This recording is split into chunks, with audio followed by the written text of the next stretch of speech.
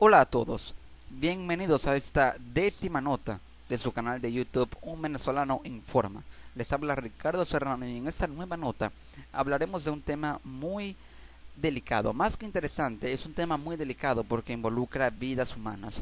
Y esta es una noticia que ha dado la vuelta a todo el mundo en muy poco tiempo, pero que es un conflicto que se viene dando desde hace muchos años y es una cuestión histórica más que de actualidad. Pero actualmente, hablamos de un mes atrás o 2, 3 semanas atrás, se vinieron registrando muchos conflictos, enfrentamientos, ataques, bombardeos contra la población de Gaza, que no es la capital de Palestina, sino la ciudad más poblada porque su capital es Jerusalén, por parte de Israel, del ejército israelí, asesinando a miles y miles de personas, entre ellos niños y niñas, pero también adultos, personas inocentes, vidas humanas inocentes.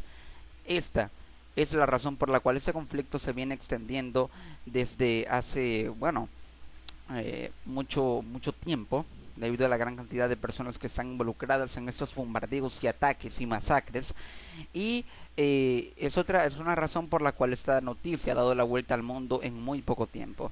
Pero para hacernos una idea de las causas entre el conflicto entre Israel y Palestina, o Israel y Gaza, el ataque de Israel sobre Gaza, debemos tener en cuenta muchos aspectos.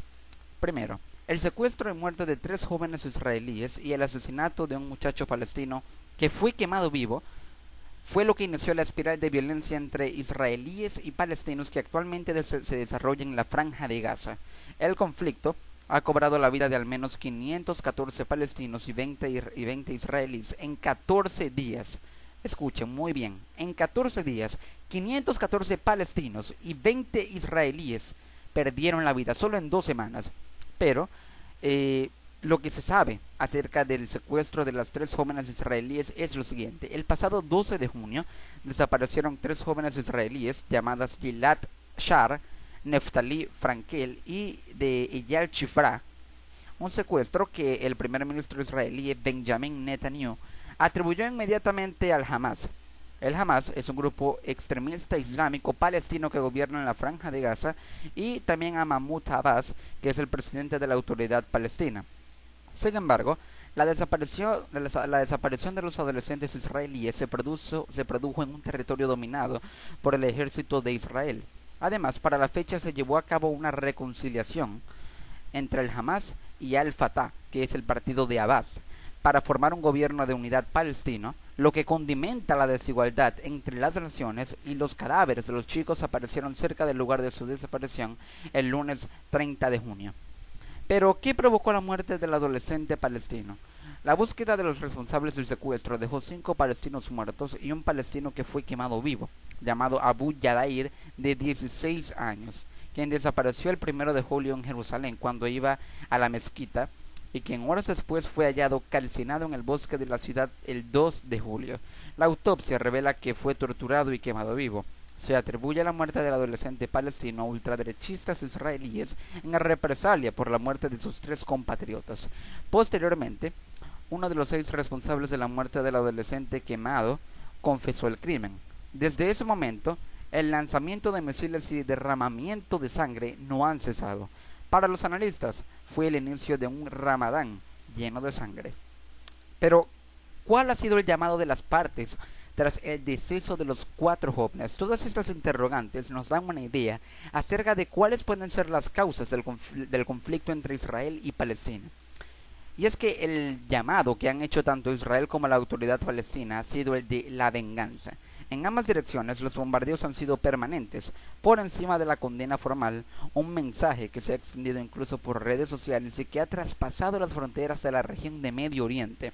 El crimen, la impunidad y el nacionalismo han provocado otro conflicto entre árabes y judíos. Pero, ¿qué es exactamente el Hamas y por qué está inmiscuido en la espiral bélica?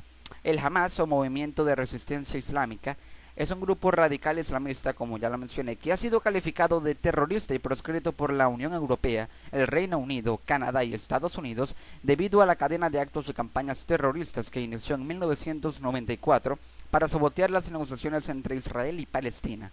Las brigadas de Eseldin al-Qassam, que es el brazo militar del Hamas, desde entonces han atacado objetivos militares y a la población civil de Israel.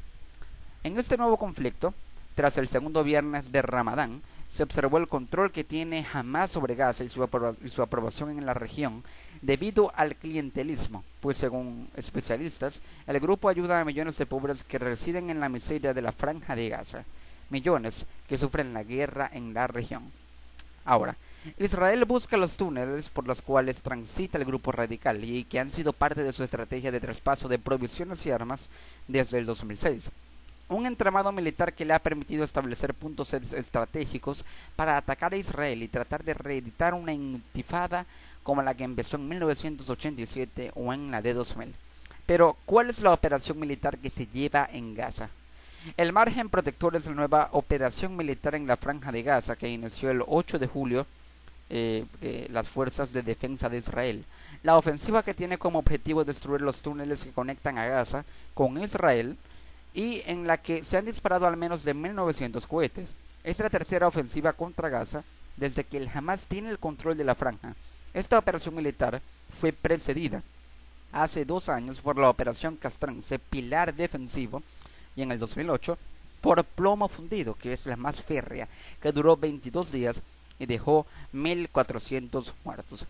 Ahora, la operación en Gaza incluye unidades de infantería, artillería blindada, zapadores, trabajadores de combate y unidades de inteligencia de la marina y de la aviación. Pero ahora, ¿qué provocó las intifadas en la región? En el año 2000, tras fracasar las negociaciones entre el primer ministro israelí Ehud Barak y el presidente palestino Yasser Arafat, se inició la segunda intifada palestina. La primera ocurrió en 1987, que fue la visita de Ariel Sharon a la explanada de las mezquitas. Provocó el estallido del conflicto en lo que fue la entrada del nuevo milenio. Por ahora, la diplomacia internacional busca cómo llegar a un acuerdo de cese de las hostilidades y evitar la muerte de civiles en la zona, ya sea por disparos o bombardeos que no se dejan de escuchar desde el inicio del conflicto. Y es precisamente a lo que vamos, ya que Israel acepta la propuesta de un alto al fuego, pero el Hamas la rechaza. Y aquí es necesario que se dé un primer paso para lograr lo que puede ser el punto clave, la opción clave, el plan B, el as bajo la manga que permita resolver este conflicto que se está extendiendo y que está haciendo que se pierdan muchas, cientos y miles de vidas humanas inocentes. El primer paso es el siguiente. Anan Ashrawi, miembro del Comité Ejecutivo de la Organización de Liberación de Palestina, dijo que la aceptación israelí de la propuesta de Egipto, ¿sí? Egipto fue el que propuso este cese al fuego por parte de Israel contra Palestina, debe ser visto como el primer paso, mas no el final. Tenemos que tener cuidado con este ciclo de violencia que el pueblo palestino seguirá sufriendo, dijo. Más temprano, el Hamas se burló de la propuesta en público con un portavoz que lo describió como una broma. Cito textualmente: no recibimos esta propuesta de los egipcios, que significa que es una iniciativa de los medios de comunicación, no es una iniciativa política, dijo Osama Hamdan al programa de CNN The Situation Room con Wolf Blitzer. En realidad no es una iniciativa, realmente no es una idea. Lo que están tratando de hacer es arrinconar a los palestinos y ayudar más a los israelíes. Para el martes, la cifra de muertos por una semana de ataques aéreos israelíes contra Gaza había alcanzado 194, con al menos 1.400 heridos según las autoridades sanitarias palestinas. El número de muertos es ahora mayor que el número de personas que murieron en Gaza durante el conflicto de 2012 entre Israel y Hamas. Al menos 514 muertos y más de 3.330 heridos es lo que ha dejado como saldo de muertos, lamentablemente, la ofensiva israelí. Miles de personas tratan de abandonar el barrio gazatí de Shujaiha, en el este de la franja de Gaza, objeto que desde algunas noches se han intensificado y se han repetido varios bombardeos del ejército israelí por tierra y aire. 1.8 millones de gazatíes no tienen apenas lugares para refugiarse, ya que los únicos seguros son las escuelas albergues de la ONU. El ejército israelí sigue hoy la revisión de sus tropas en Gaza para verificar si son ciertas las alegaciones del Hamas acerca de que ha capturado a uno de ellos, lo que supondría un duro golpe para Israel. Amigos, en un conflicto de esta magnitud, en mi opinión, es uno de los peores que se han registrado en la historia de la humanidad. Probablemente, si lográramos hacer un top 5 de los grandes conflictos de la humanidad, este conflicto entre Israel y Palestina podría posicionarse en la segunda o en la primera posición de ese top 5. Y es que no tenemos ni la mínima idea, ni incluso nosotros, los que estamos dedicados a informar a la gente, a comunicar noticias mundiales, no tenemos ni la más mínima idea de lo que se vive en Gaza, de lo que se vive en Palestina, y por qué no, parte de lo que se vive en Israel, pero esto es un tema que tocaremos en unos momentos. Ahora, Gaza está viviendo una situación que ni siquiera en Siria se había registrado. Sí, Siria tiene 3 años y medio, 3 o 4 años en guerra civil. En una guerra civil que fue registrada y que se inició, que se ha estado dando entre los paramilitares que se oponen al régimen del presidente Bashar al-Assad y los militares que están a favor del gobierno, que son los militares del gobierno, que son los militares que en teoría deberían defender a la nación siria. Ese es el conflicto que se ha dado entre los paramilitares y los militares de Siria, un conflicto interno, una guerra civil. Pero aquí estamos hablando de dos naciones, y esto es prácticamente el clima que se vivió antes de la Segunda Guerra Mundial. Naciones que se enfrentaban por conflictos geopolíticos, territoriales y políticos más que todo, y que después se desató en lo que ya conocemos como la Segunda Guerra Mundial y en una masacre total. Este es el clima que se vive hoy en día entre Israel y Palestina, un clima de tensión por cuestiones geopolíticas y que según el Hamas, uno de los conflictos por los cuales se ha registrado esta masacre, porque eso es lo que se puede llamar una masacre, es que el Hamas busca unificar un Estado único islámico entre Israel, Palestina y todo el territorio que comprende la Franja de Gaza y por el cual se están disputando y se están bombardeando unos con los otros. Aquí también hay cuestiones geopolíticas. El Hamas busca la unificación de un Estado único islámico, pero eso es lo que Israel rechaza. Israel ataca a Gaza por cuestiones geopolíticas, por cuestiones territoriales, en lo que se refiere al territorio comprendido de la Franja de Gaza, que hasta un poco más adelante, hasta la frontera entre Israel y Palestina, entre Israel y Gaza. Esto es una de las razones también por las cuales Israel está atacando a Gaza. Palestina se defiende e Israel alega que ellos están bajo ataque de Palestina y que están atacando a Palestina para proteger a la población israelí por parte de los ataques del Hamas. Ojo, no es el ejército de Palestina, es el Hamas, que en mi opinión y en la opinión de muchos entes gubernamentales alrededor del mundo es una organización terrorista y, como ya lo dije, busca unificar un Estado único islámico, y es eso a lo que Israel se opone. Pero aquí la clave para que se dé un cese al fuego en este conflicto es que tanto Israel como Palestina dialoguen. Pero esto es algo que va más allá y está un poco fuera del alcance de lo que la diplomacia entre Israel y Palestina pueda lograr.